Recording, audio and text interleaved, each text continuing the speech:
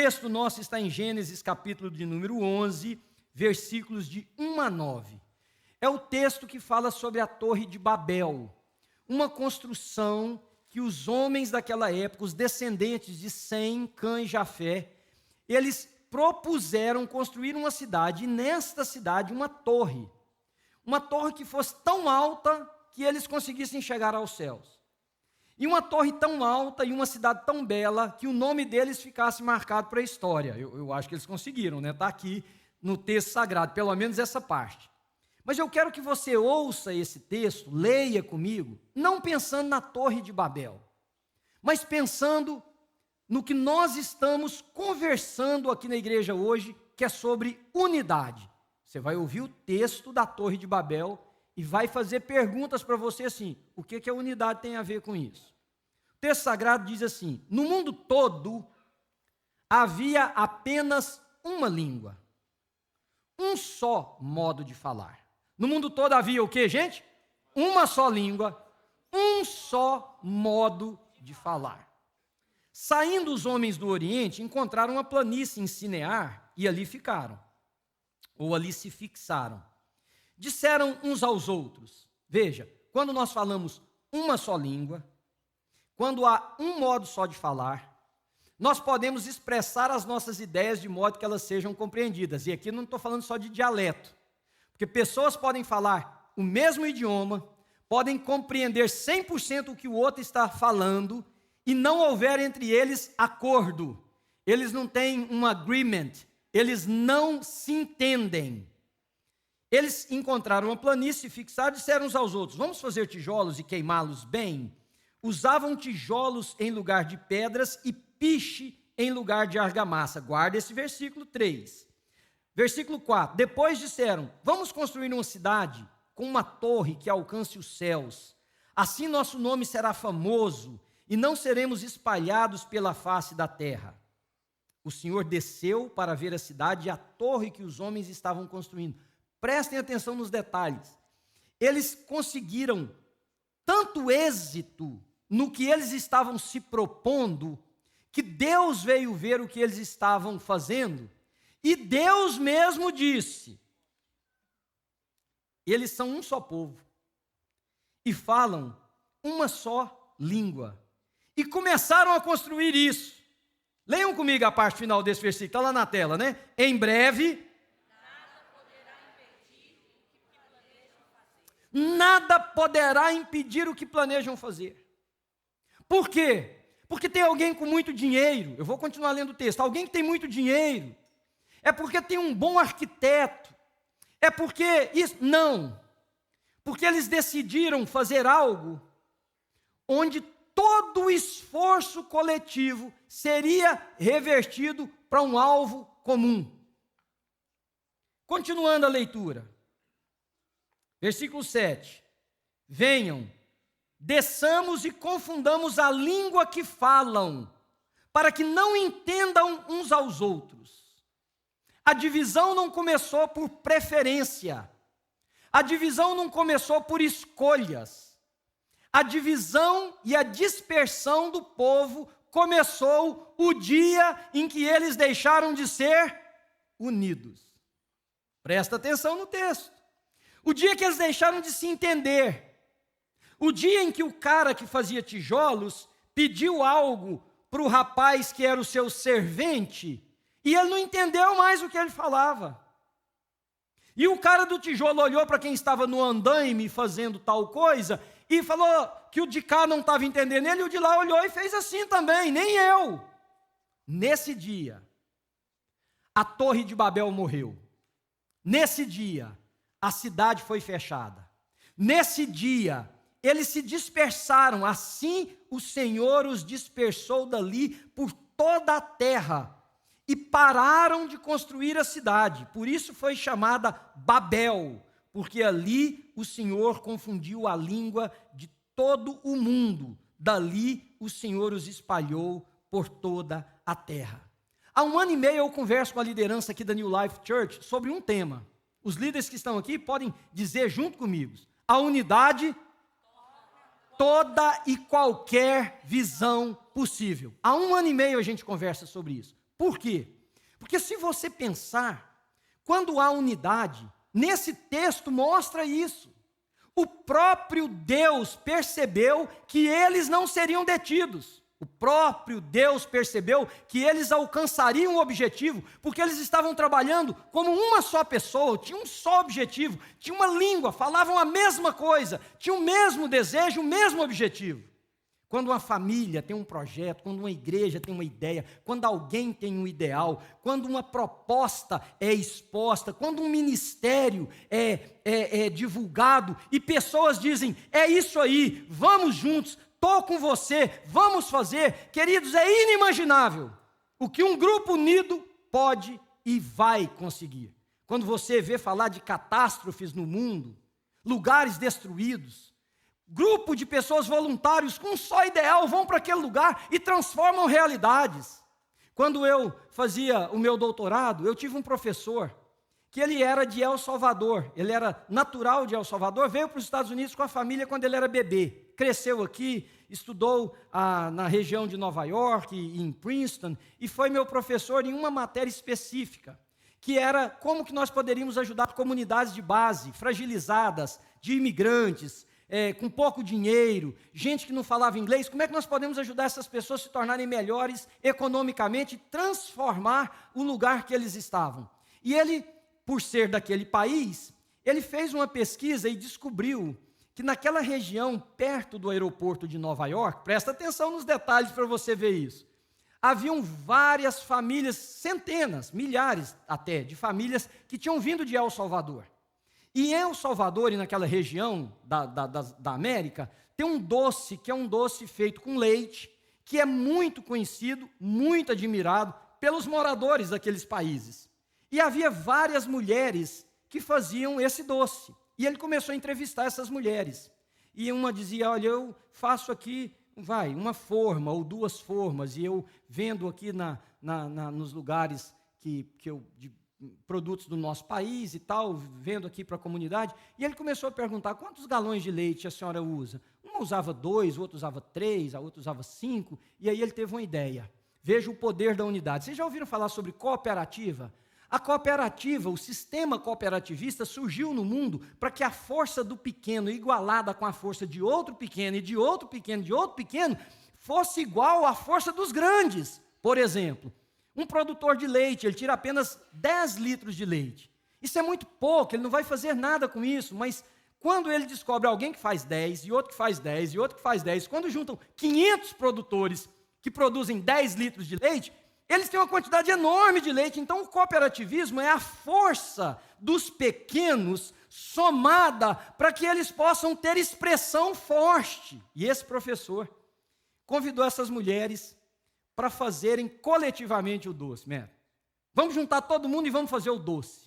Os doces eram feitos em casas, não tinham as regras de sanidade necessária, e ele alugou um lugar e fez tudo de acordo com o Board of Health, e chamou aquelas mulheres e disse o seguinte, você traga apenas a quantidade de leite que você usa. Quem usava 1 galão, traria 1 galão, quem usasse 10 galões de leite, traria 10 galões de leite. E eles juntaram tudo e começaram. Como é que era feito? Era feito o doce, comunitariamente. Tinha sempre aquelas senhoras mais velhas que tinham o toque delas, né? É isso aqui, ó. Você já viu gente que faz comida? Você fala assim, mas isso aqui é o meu segredo. Então tinha 10 com o segredo. Não pode fazer 10 segredos. Então mulheres teve que abrir mão do seu segredo pelo bem comunitário para sair o doce. Longa história curta, queridos. Eles começaram a produzir, vendiam, pagavam os custos do leite, vai lá, compra mais leite, distribuía a renda. Eles se tornaram, de Nova York para cá, o maior produtor, aquela cooperativa, o maior produtor desse doce de leite que tem em toda essa região. Quando ele foi meu professor, eles usavam 110 mil galões de leite por dia, porque a cooperativa foi crescendo. Quando a gente tem um pensamento, quando a gente tem unidade, pequenas igrejas realizam coisas inimagináveis. Você olha e diz, como é que o meu povo, aliás, Davi fez essa oração, quando começaram a trazer coisas para Deus, e eram tantas e tantas, que ele disse, Senhor, quem sou eu e quem é o meu povo para dar esse tanto?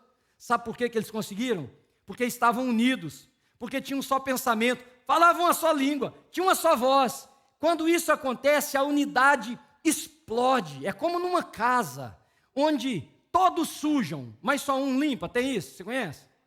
É igual cozinha. E tem uns aí para casar, presta atenção nisso. O cara chega para beber água, pega um copo, bebe água e põe lá.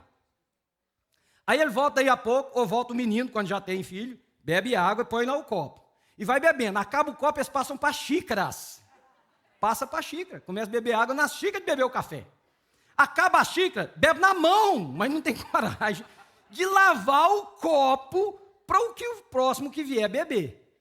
E aí o que limpa fica cansado, fica frustrado, a casa não fica do jeito que está, enfim. Agora você já imaginou se cada um que viesse, e assim, eu sei que você vai dizer, pastor, aqui tem dishwasher, está atrasado, mas você sujou o copo? Lava o copo, bota lá no lugar para escorrer, ou já enxuga e guarda. Você sujou, limpe, vai aliviar para todo mundo, vai fazer. Por que tem alguns que não fazem isso?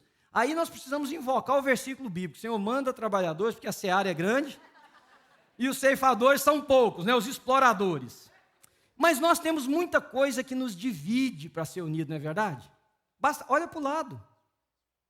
E eu poderia gastar o meu tempo aqui com vocês falando daquilo que nos divide, daquilo que nos separa. Mas eu não quero fazer isso. Eu quero falar para vocês do que pode nos unir. E eu quero falar para vocês de que se nós entendermos unidade, trabalharmos em prol da unidade, todos nós aqui seremos surpreendidos pelo que Deus pode fazer no nosso meio e pelo que Deus pode fazer através de nós na face da terra. Amém, queridos? Nós temos motivos, então deixa eu desconstruir algumas ideias. Primeiro, unidade não é homogeneidade. Não é, gente. Unidade é uma coisa, homogeneidade é outra. O que é homogeneidade? É ser igual. Ser igual é homogêneo. Aqueles que são homens como eu, nós compartilhamos de um homo, somos iguais. Ser igual significa que você gosta da mesma cor, gosta da mesma roupa, gosta do mesmo tipo de comida. Isso é ser igual. É falar a mesma língua, temos o mesmo sotaque, somos da mesma região do Brasil, somos de países diferentes, mas temos uma cultura idêntica, somos igual. Não quer dizer que nós somos unidos. Homogeneidade não produz naturalmente unidade. O que é ser unido? Ser uno. Não ser dividido. Agora, aqui vem o segredo. Na homogeneidade, dificilmente nós temos o conceito pleno de unidade. Vocês estão comigo? Porque a gente procura grupos afins. E a gente acha que por ser afim, por ser igual, nós vamos ser unidos. Não necessariamente.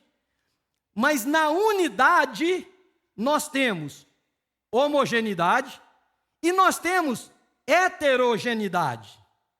O que eu quero dizer com isso? Que para sermos unidos, nós não precisamos ser iguais. Dentro da unidade, nós temos pessoas iguais, porque têm mesmos gostos, porque gostam da mesma música, porque gostam da mesma comida, porque pensa a vida do mesmo jeito, porque se comporta de uma mesma maneira, mas dentro da unidade, nós temos pessoas diferentes. E sabe de uma coisa? Isso é o bonito. Porque vocês já imaginaram, se nós todos fôssemos iguais, gostássemos da mesma comida, aí almoço na casa do fulano, já sabemos o que é o prato. Todo mundo só come a mesma comida. Aí daí 15 dias, churrasco na casa de alguém, a mesma coisa. Não, queridos, nós somos diversos e na unidade tem gente que tem tatuagem, tem gente que tem piercing, tem gente que tem cabelo grande, tem gente que tem cabelo curto, tem gente que fala muito, tem gente que fala pouco, tem gente que gosta de uma música de um jeito, tem gente que gosta do outro, tem gente que fala de uma maneira e fala de outra, e está tudo certo, porque nós somos um. Porque nós não estamos buscando igualdade de preferência, de gosto.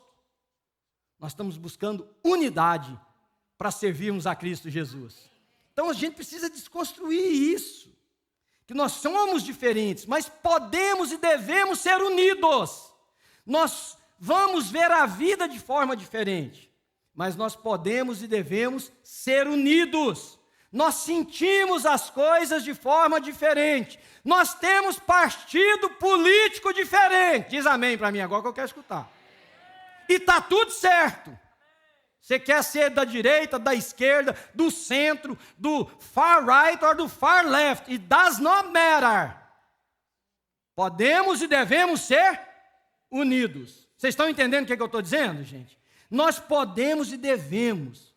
Porque Jesus morreu para formar um povo, uma família. Ele morreu para chamar pessoas cuja placa denominacional... E nisso aqui, queridos, eu vivi durante muitos anos uma situação muito awkward, muito estranha. Por quê? Porque eu via meus amigos fazerem brincadeira. Quem é pentecostal faz brincadeira com quem não é. E quem não é faz brincadeira com quem é. Vocês sabem do que eu estou dizendo? Não. Quem é batista, que Deus os guarde, tenha e os tem. Faz brincadeira, está vendo? Faz brincadeira com quem é presbiteriano. E quem é metodista faz brincadeira com o outro. E quem é de uma coisa faz brincadeira. E eu cresci ouvindo isso e eu tinha asco dessas coisas. Por isso, nós fizemos uma decisão aqui na New Life Church. Nós não somos uma igreja, nós não estamos aqui para plantar uma igreja denominacional.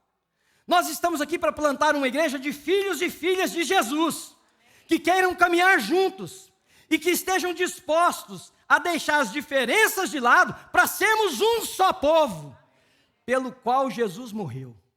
E nessa unidade, na diversidade, na heterogeneidade, nós vamos honrar e glorificar a Deus e mostrar para o mundo aquilo que Jesus orou na oração de João capítulo 17. Nós estamos nos tornando um em Cristo Jesus. Segundo conceito que eu quero te mostrar a partir desse texto. Só, irmãos, somente, pode acreditar, leia a Bíblia, veja. Só na unidade existe a liberação de um poder criativo inimaginável. Pensa, tem pessoas inteligentes aqui comigo, tem gente com dons, tem pessoas que Deus deu a oportunidade de estudarem uma área, de aprenderem um ofício, de serem expert em alguma área.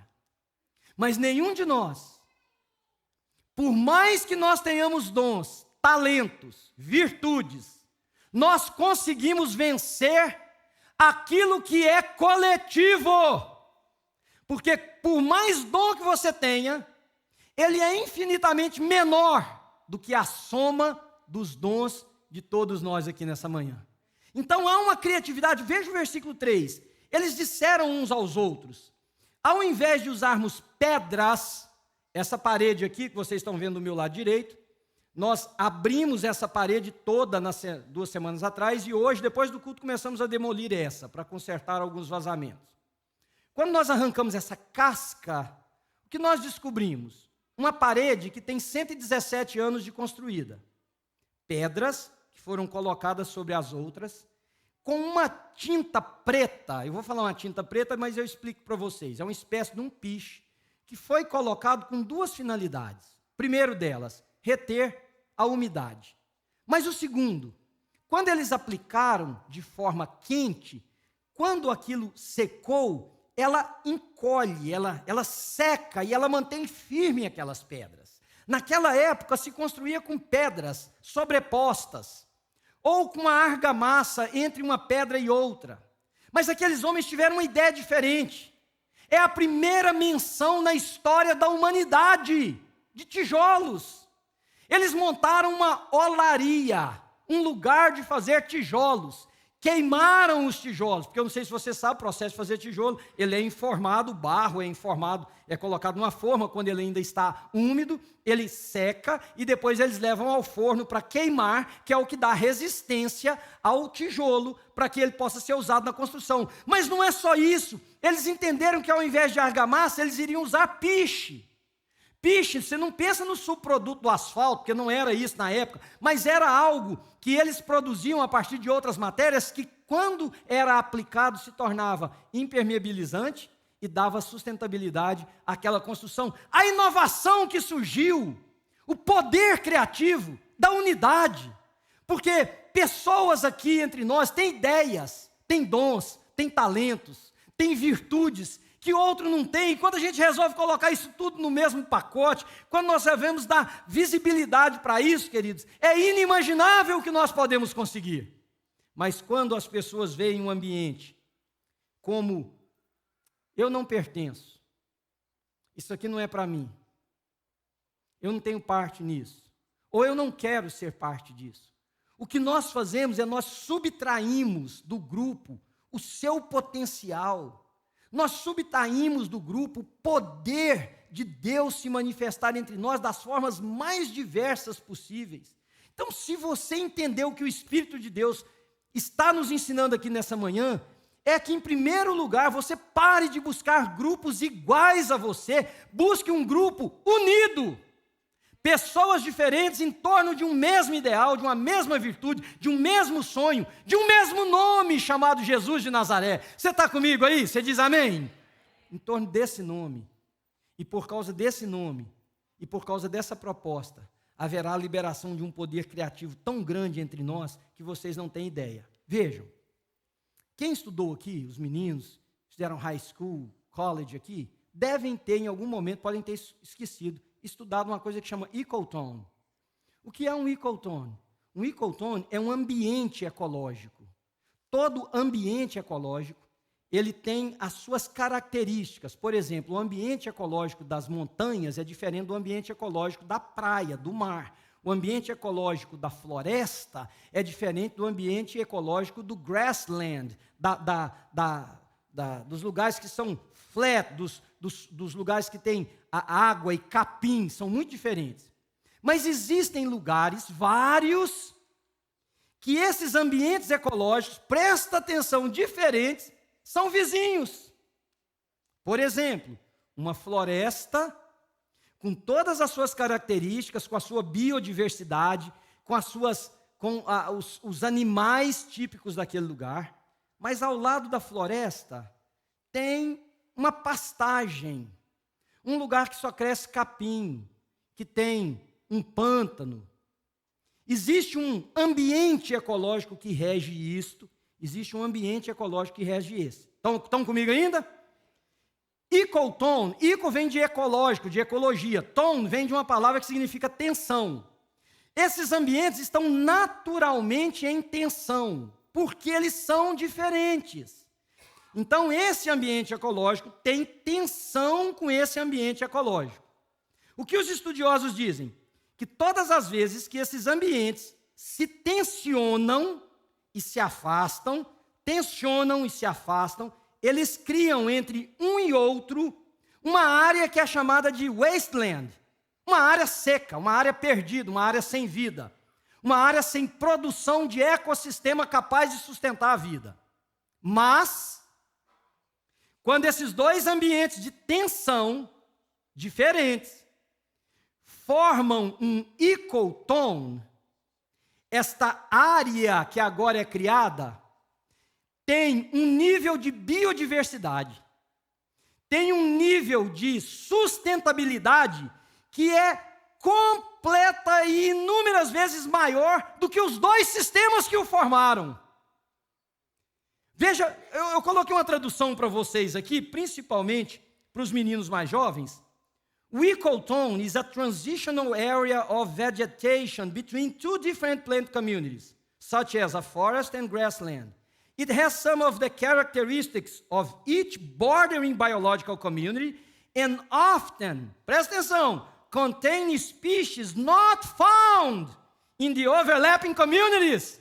Cria algo novo, cria uma vida nova.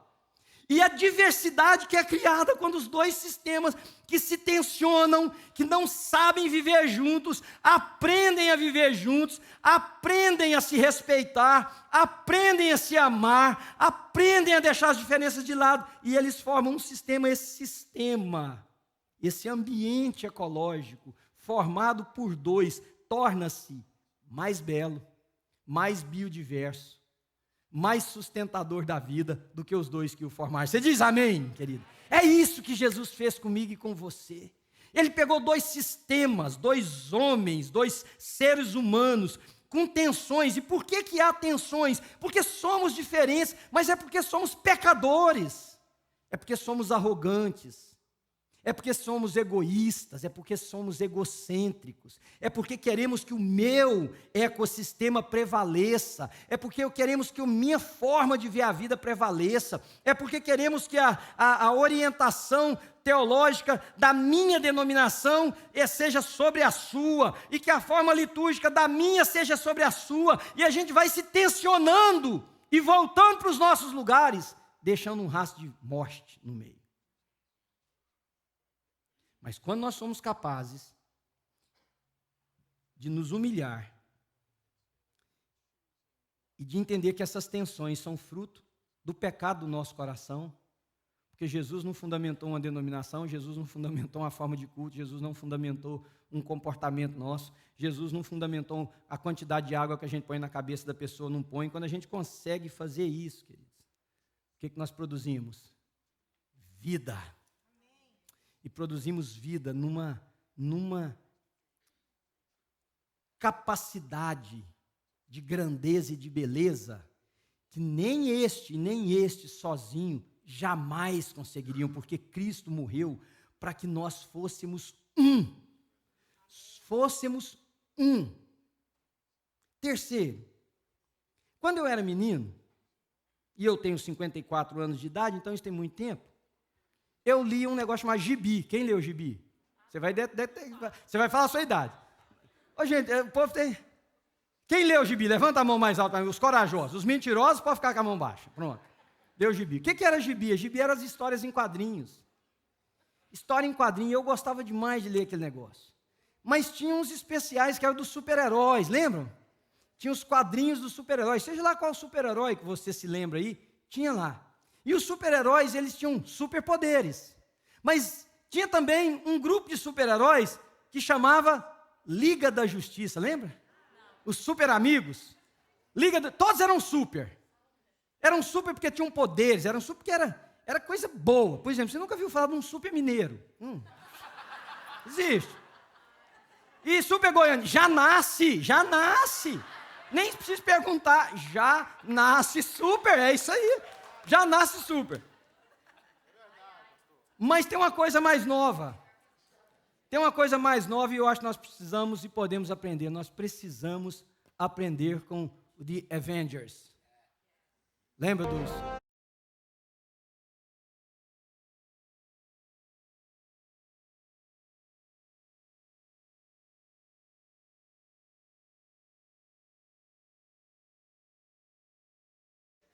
Eram 6 Avengers, todos poderosos. Iron Man, Captain America, Black Widow, The Hulk, o Thor e o Ronin. Todos tinham poder. Todos tinham as suas capacidades. O martelo do Thor, a armadura do Iron Man, a sua capacidade de lutar. A Black Widow com seu poder de penetração, de disfarce, de artes marciais. O Hulk com a sua forma incrível de força. Todos tinham poder e individualmente eles derrotaram vilões. Limparam cidades, aprisionaram pessoas, criminosos. Individualmente eles conseguiram muita coisa, mas teve um dia que surgiu alguém que nenhum deles era capaz de vencer individualmente. Mas eles não eram super. Mulher Maravilha não era super. Mas individualmente, aquele inimigo ela não dava conta de vencer. Ela precisava do apoio, vou criar aqui, do super-homem. Ela precisava do Thor. Ela precisava do Aquaman. Porque o inimigo era mais forte do que a força individual de cada um dos super-heróis. O que eles fizeram? Criaram uma liga, onde o poder de cada um, o super de cada um, juntamente com o super do outro e do outro e do outro, era capaz de derrotar aquele inimigo que nenhum deles individualmente conseguiria. Eu gosto muito de filmes, mas eu assisto filmes às vezes, não é nem pelo prazer de estar na frente da televisão assistindo filme, é porque eu aprendo. E eu peço a Deus, Senhor, me ensina alguma coisa desse filme. Quem se lembra do 300? Eu assisti aquele filme umas 15 vezes, não é só pela luta, não é só pela habilidade de ver os caras, Mas você pode dizer o seguinte, pastor, é histórico que os espartanos eram os melhores. Aliás, a grande guerra entre a Grécia e Esparta é que os gregos falavam que era melhor, mas os espartanos sabiam que era melhor. Diz a história que um menino de 14 anos espartano era capaz de derrotar 2 homens, 2 guerreiros gregos. Por quê? Naquele filme mostra que 300 homens conseguiram. Primeiro eles fizeram recuar. E depois eles conseguiram resistir por um tempo recorde. Um exército com mais de 120 mil homens. 300. Porque uma das características dos guerreiros espartanos é que eles eram um. Uma frase que eles diziam é: onde termina o meu escudo, começa o seu. Onde termina o meu escudo, começa o seu. Nós somos um. E eles foram derrotados por um traidor, que disse para o exército inimigo que na retaguarda eles não tinham habilidade de fazer a mesma coisa, por causa do número de soldados. Irmãos, nós temos um inimigo que nenhum de nós, individualmente, eu vou repetir, nenhum de nós, individualmente, recebeu a promessa que foi dada para todos nós juntos. Não há um lugar na Bíblia que diz assim: pela força do Manuel, pela fé da Carol, pela dedicação espiritual do Pedro, pela vivência com Cristo do Denival, vocês vencerão as portas do inferno. Não tem. O Senhor Jesus disse: esta é a minha igreja. E contra esta igreja, família de Deus, não é presbiteriana, batista, Assembleia de Deus, metodista, qualquer que seja, esta família constituída de homens e mulheres vindo de todos os lugares do mundo, diferentes, mas unidos pelo sangue do Cordeiro, as portas do inferno não resistirão à minha igreja. Você diz amém, querido? Louvado seja o nome do Senhor. Nós temos um inimigo que nenhum de nós vence sozinho. Mas mais do que isso, e eu encerro para deixar essas 3 coisas para você. Nós temos uma grande comissão dada por Jesus. Qual é a grande comissão? Mateus capítulo de número 28. Ide por todo o mundo e pregai o evangelho, Mateus capítulo 19. Ide por todo o mundo e pregai o evangelho a toda criatura, batizando, fazendo os discípulos de Jesus. Essa é a grande comissão nossa. Minha grande comissão não é ser pastor de uma igreja. Minha grande comissão é fazer discípulos de Jesus. Minha grande comissão é reunir discípulos de Jesus. E a gente reúne aqui numa comunidade que a gente chama da nossa igreja. Mas a sua chamada é também para ir e fazer discípulos de Jesus. Nós temos uma grande chamada, nós temos um grande mandamento. Qual é? Perguntaram para Jesus: como é que o Senhor resume toda a lei e os profetas, tudo que foi ensinado? Amarás o Senhor teu Deus, está lá em Marcos capítulo 12, um dos lugares que cita, amarás o Senhor teu Deus de todo o teu coração, alma, força e entendimento. E o segundo, semelhante ao primeiro, qual que é, irmãos? Fala mais alto. Amarás teu próximo como a ti mesmo. Então nós temos uma grande comissão e nós temos um grande mandamento. Agora, antes de eu falar o terceiro, é fácil cumprir a grande comissão? É fácil, gente? Não. É dificílimo. Eu diria que é quase impossível. Agora, é fácil cumprir o segundo? Amar o nosso próximo como a nós mesmos é fácil? Dificílimo. Essa pessoa não pensa como eu, não reage como eu esperava, não entende a vida como eu entendia. Por que eu tenho que amar essa pessoa dessa maneira? A pessoa pisa na bola, a pessoa erra, a pessoa isso, praticamente impossível. E é por isso, queridos, é que nós temos uma terceira coisa, que é um grande chamado. Nós temos uma grande comissão, nós temos um grande mandamento, que sem esse grande chamado, nós não, me ouçam, nós não vamos conseguir. Nós vamos dar murro em pontas de faca. Nós vamos nos exaurir. Nós vamos dar tudo de nós a ponto de dizermos: não aguento mais, dei o que eu tinha, perdi minhas forças, e nós vamos andar um pouquinho só. Eu conversei com um amigo meu que queria ser maratonista, um pastor. E eu disse assim para ele estava correndo maratonas já em vários lugares do mundo. Eu falei, como é que você começou? Ele falou assim, Manuel, eu fui começar a correr, eu corri 1 quilômetro, eu achei que eu ia morrer. Sabe quando você sente gosto de sangue aqui no peito? Você já fez exercício?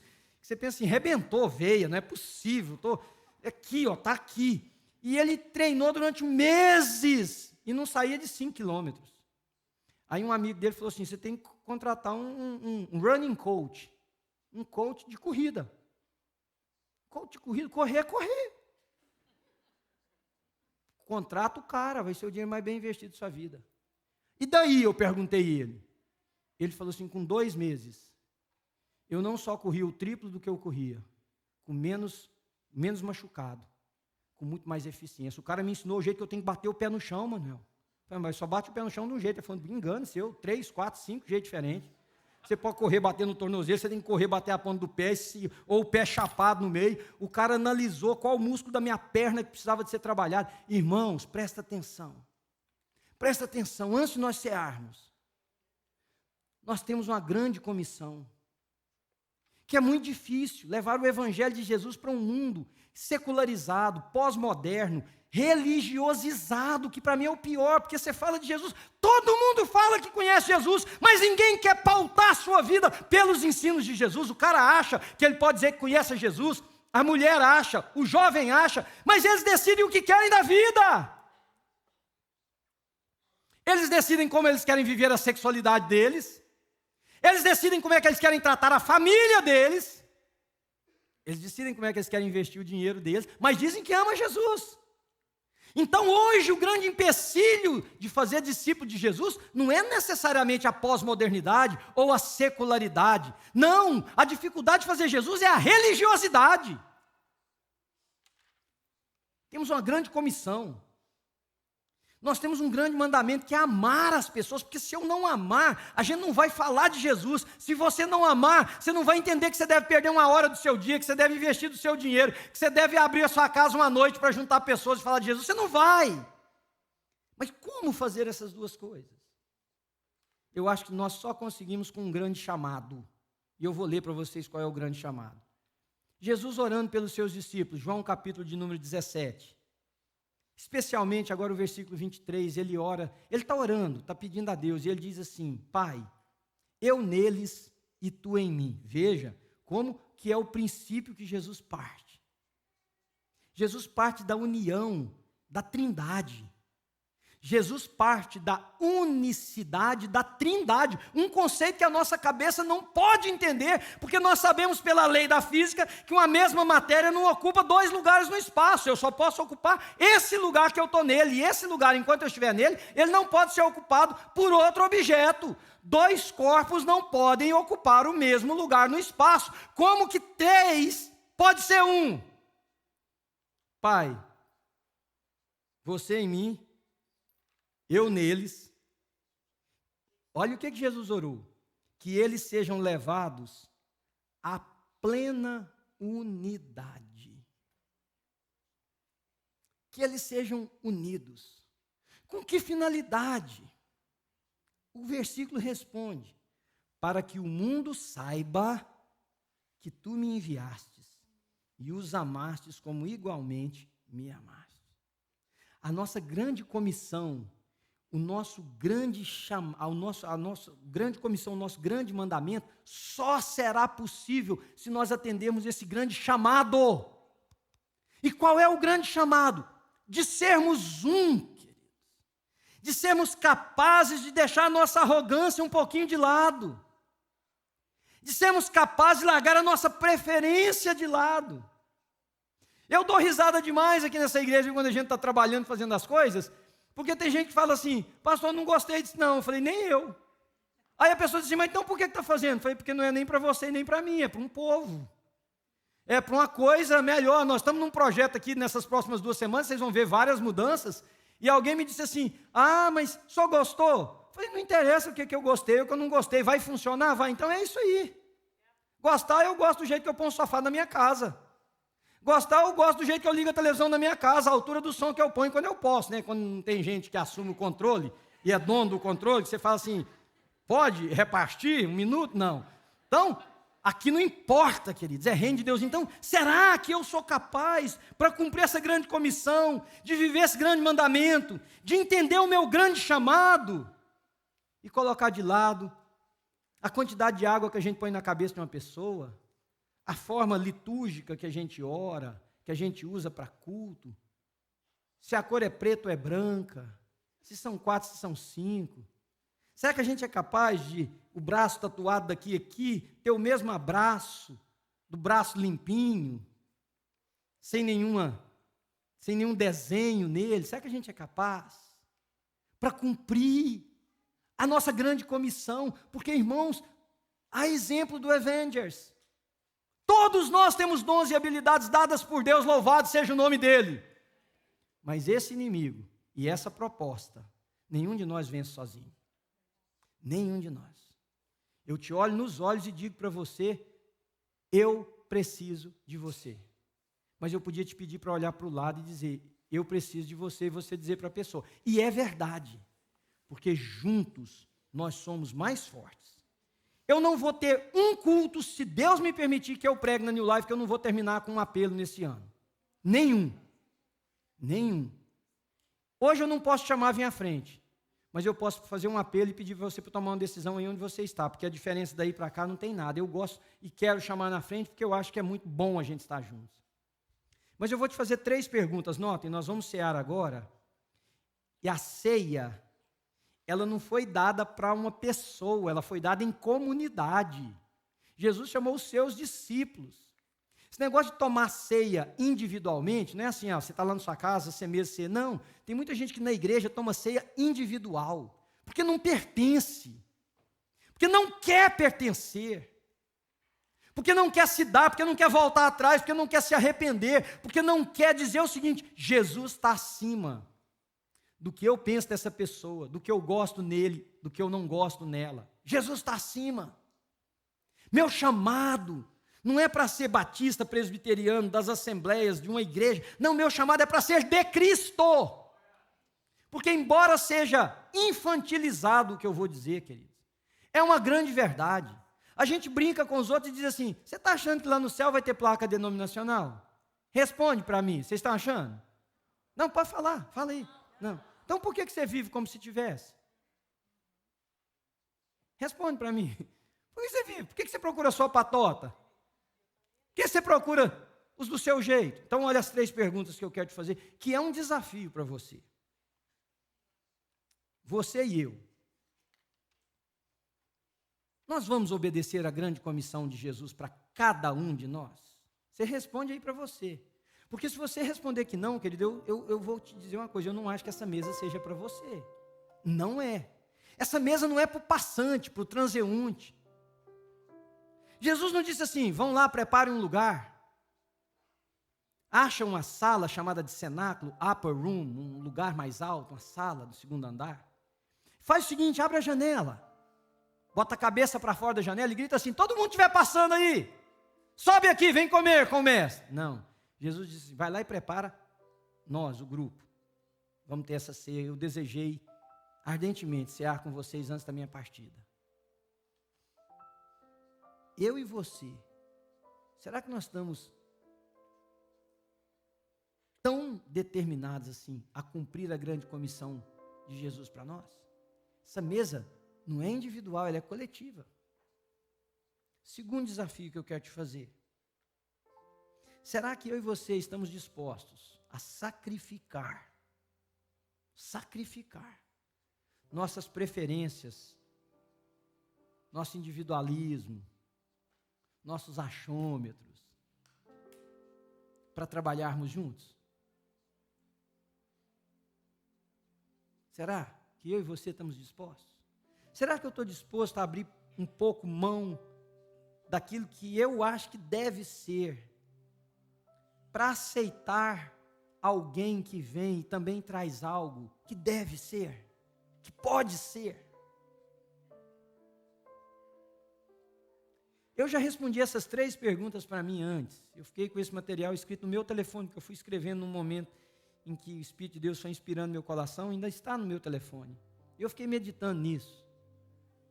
Eu já fiz as minhas respostas e por isso eu vou cear com vocês. Terceiro, será que eu e você vamos nos quebrantar, humilhar, arrepender,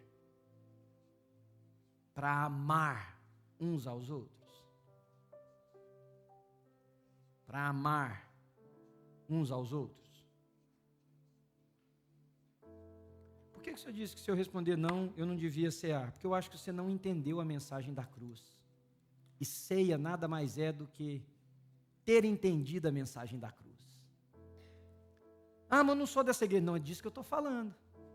Aliás, se você não é dessa igreja, você é bem-vindo. Por quê? Porque nós somos um. Nós somos um. Você está se reunindo lá na sua igreja, nós estamos se reunindo aqui, mas nós somos um e haverá um dia, dada a ordem no céu, tocar das trombetas, o nosso Senhor voltará sobre as nuvens, cheio de poder e glória, e Ele vai levar para si um povo, vai levar um bando de grupinho de povo, vai levar um povo, e nós estaremos juntos na eternidade, a família de Deus, que Paulo, escrevendo à igreja em Éfeso, ele diz assim: pois vocês já não são mais estrangeiros, mas sois concidadãos dos santos, e sois da família de Deus. Se você não respondeu positivamente a essas 3 perguntas, querido, sonda o seu coração. Eu quero convidar as pessoas que vão me ajudar na ministração da ceia, sonda o seu coração.